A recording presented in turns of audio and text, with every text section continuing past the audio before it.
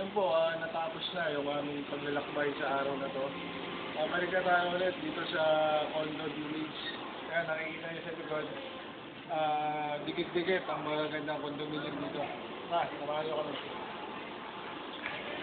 Ituturo ko din sa inyo kung saan kami tumutuloy dito sa Condo Village.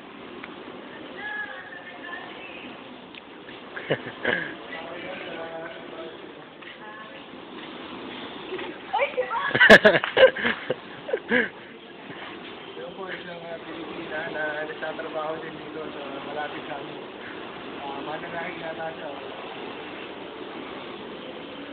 Kinakamusta niya kami kung saan kami galing. Kung kami trabaho siya.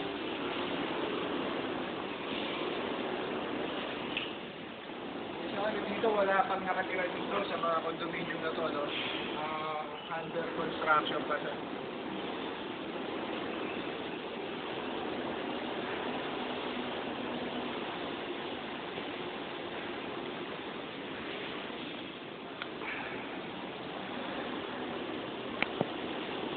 Ito ang bandila ng Taiwan.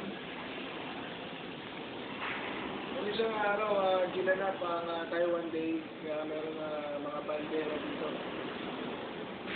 Holiday ng Friday. Welcome to Taiwan.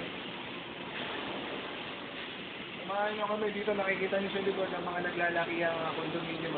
Para ka lang nasa the port.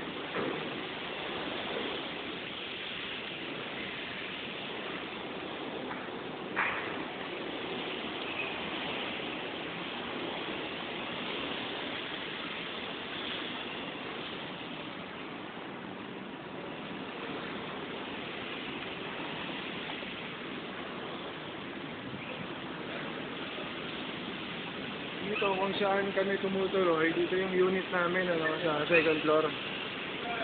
Ngayon sa may kalumaan hindi katulad ng mga katabi namin, mga bagong gawa. Mura, may mga 10 taon na rin to.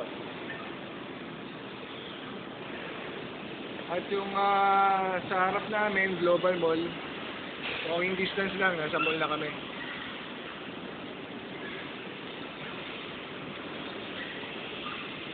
Dito na po nagtatapos ang ating trip ko hanggang sa susunod. Magandang hapon.